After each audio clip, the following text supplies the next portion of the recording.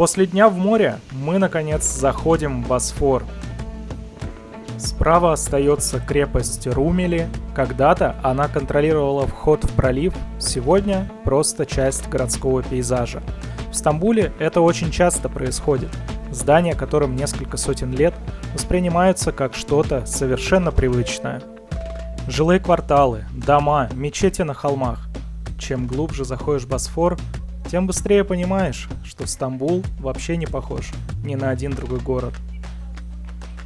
Сочетание современных, огромных мостов, перекинутых через пролив, гигантских небоскребов, хаотичная застройка и исторические здания. Стамбул – это неповторимое место. Наша встреча со Стамбулом оказалась немного смазанной. Погода быстро испортилась, свинцовые тучи, дымка, затянутое небо. Наверное, в такую погоду когда-то белогвардейцы прибывали сюда из Крыма. Но мы с вами не белогвардейцы, к счастью, а обычные туристы, поэтому давайте продолжим наше знакомство сначала с Босфором, а потом уже с самим Стамбулом. Море здесь – это не граница, это главная улица. Пока мы идем к историческому центру, мимо постоянно проходят вот такие вот кораблики, а еще контейнеровозы, паромы, рыбацкие лодки и просто частные яхты, ну или такие буксиры, которые сопровождали нас всю дорогу. Движение здесь никогда не прекращается. Стамбул – это очень загруженный город, фактически во всех трех средах – в воде, в воздухе и на земле. По мере продвижения застройка становится все более плотной, отдельные виллы и небольшие кварталы постепенно сменяются сплошным городом, который буквально спускается к самой воде. Кажется, что свободного места здесь просто не осталось. Мы проходим Ортакёй, это один из самых узнаваемых районов на европейском берегу Босфора. Даже если вы не слышали это название, почти наверняка вы видели эти виды на фотографиях. Небольшая мечеть прямо у воды, площадь, множество кафе и, конечно же, знаменитый Босфорский мост. Сюда обязательно стоит заехать, если вы будете в городе. Лично для меня это одна из самых любимых локаций. Интересно наблюдать, как город постепенно меняется по ходу маршрута.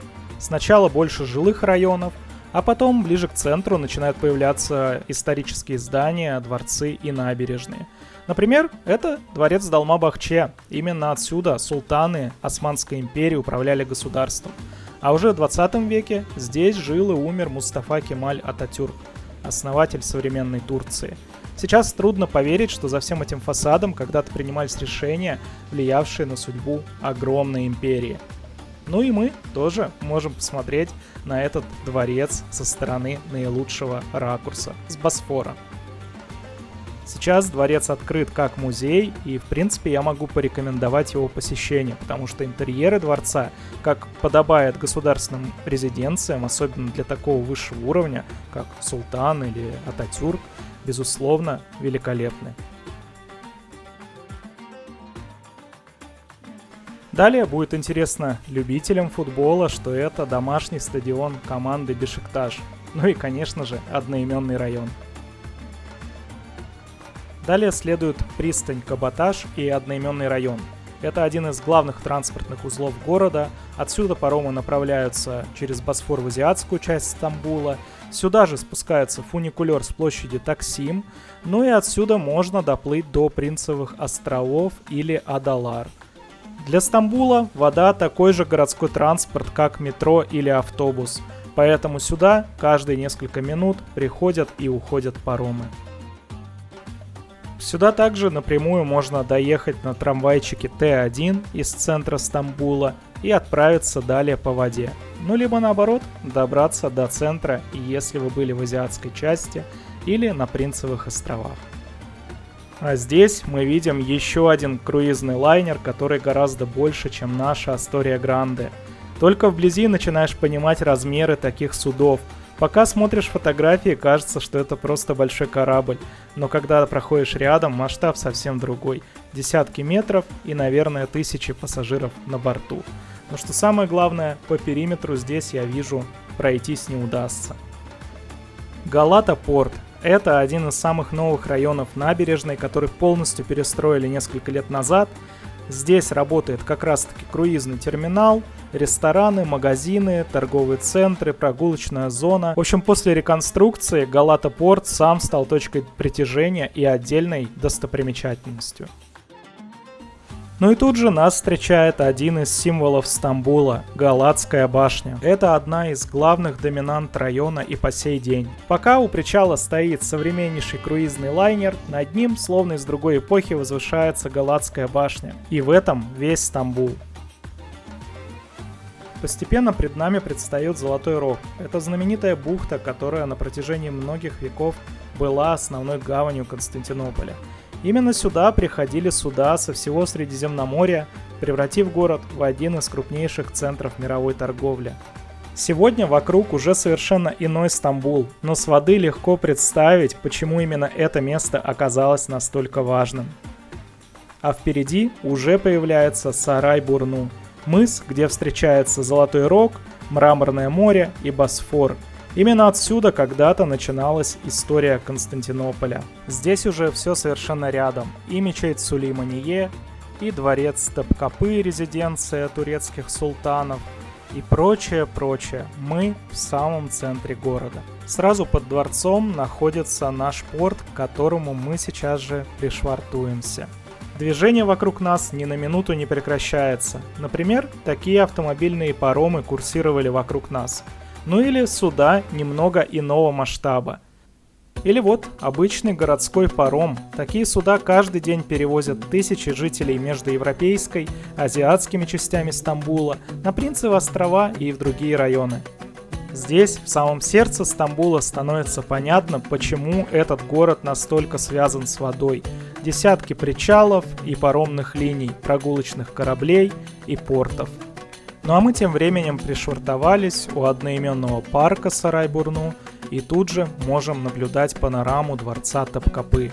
Историческое наследие будет повсеместно вас преследовать в Стамбуле, даже тут есть какие-то древние руины.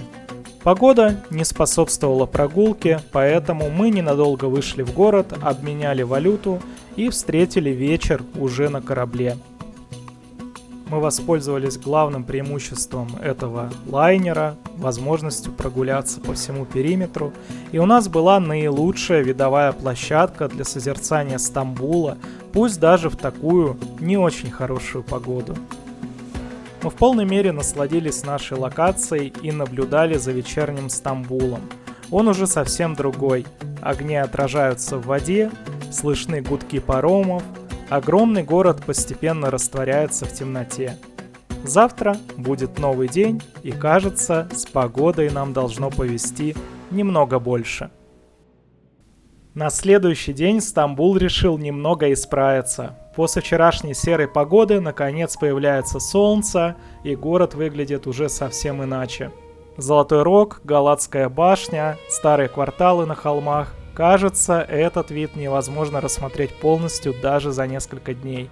Но Стамбул с воды – это совершенно другой город по сравнению с его улицами, поэтому отправимся гулять.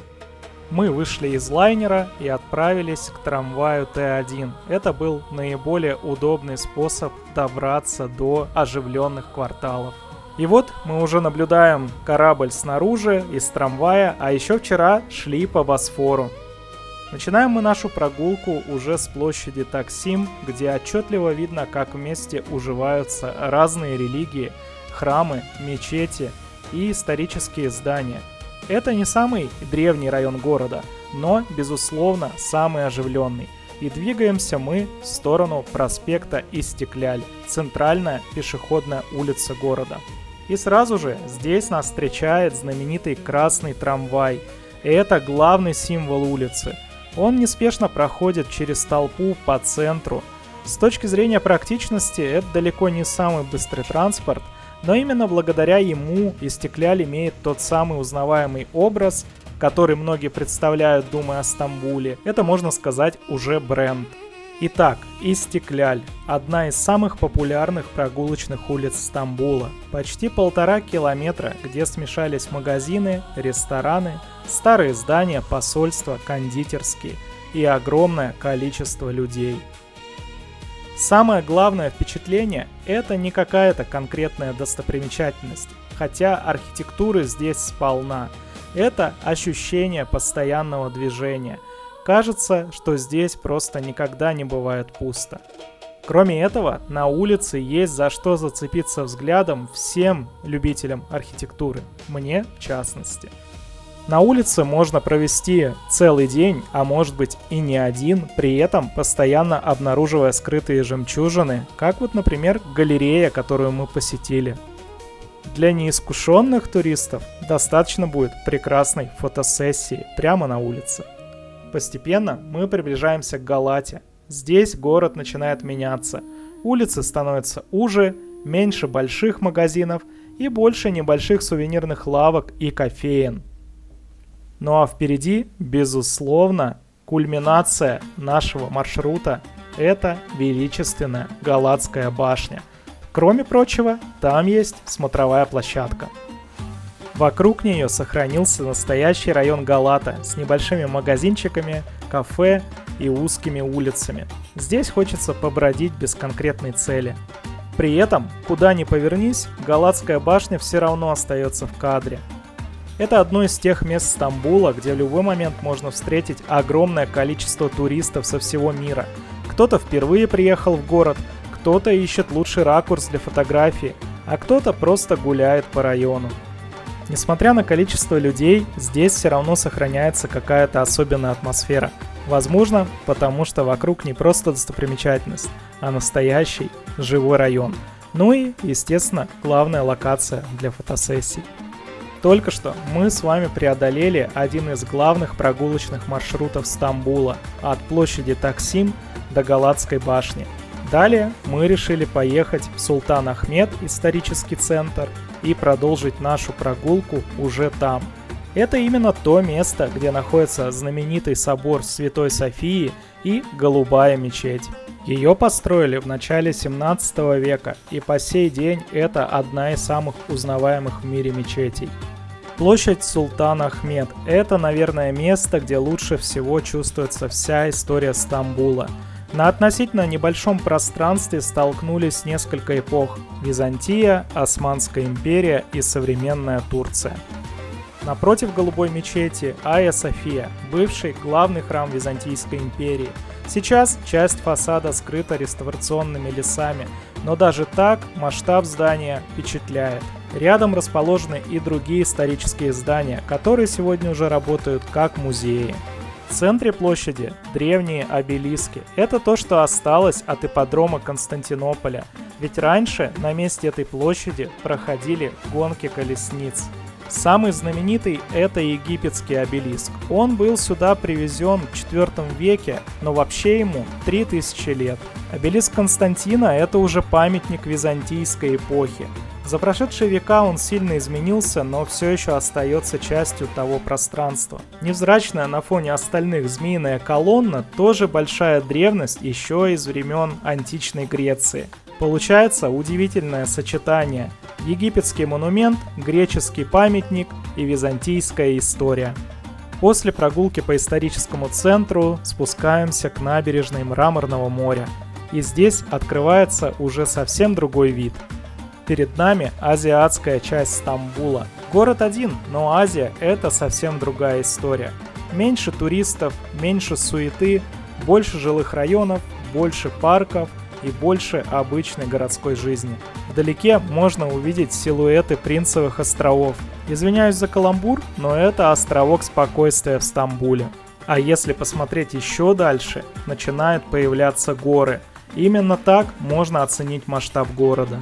Вдали выстроилась целая очередь судов, ожидающих прохода через Босфор. Ежедневно через пролив проходят десятки крупных судов, и им часто приходится ожидать своей очереди. Позади нас остается Голубая мечеть и исторический центр с его суетой. Чем дольше смотришь на этот вид, тем лучше понимаешь характер Стамбула. Здесь рядом существуют старые мечети, современные небоскребы, огромные порты и обычные городские кварталы. Это город, который никогда не выглядит одинаково. Все зависит от того, с какой стороны посмотреть. так сказать, выбирайте ракурс. Далее встречаем еще один слой истории – остатки византийских укреплений. На камнях можно увидеть старые надписи на греческом языке. Эти неприступные стены когда-то защищали Константинополь с моря. Завершаем прогулку видом на дворец Топкапы со стороны моря. Отсюда особенно хорошо понятно его расположение – на самом мысе. Далее, вернувшись на корабль, наблюдаем с него район пристани Сикерджи. Именно здесь была конечная станция легендарного поезда «Восточный экспресс». Ну а далее, на самом деле, поезда могли переправляться в Азию вот с этой пристани через паром. Во второй половине дня погода окончательно меняется. После пасмурного начала Стамбул наконец показывает себя с другой стороны, с солнцем, яркими красками и совсем другим настроением. И вот снова Галата, мы там были, ну а теперь восприятие совсем другое. Жизнь на воде тем временем продолжается своим привычным ритмом: автомобильные паромы, небольшие пассажирские суда, лодки. Для Стамбула море никогда не было просто красивым видом. Вода здесь – это настоящая городская дорога, которой каждый день пользуются тысячи людей.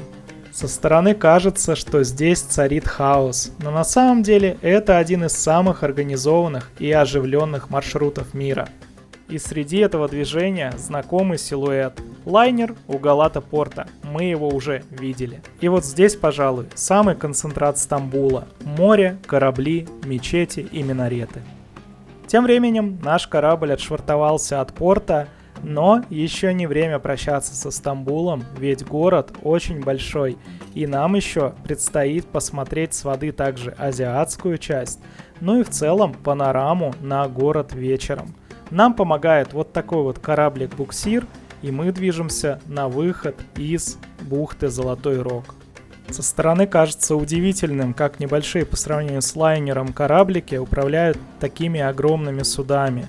Но именно они помогают аккуратно выходить из порта и взять нужный курс. И вот теперь мы огибаем Сарайбурну, это место, которое стало точкой, где наш лайнер встал на якорь.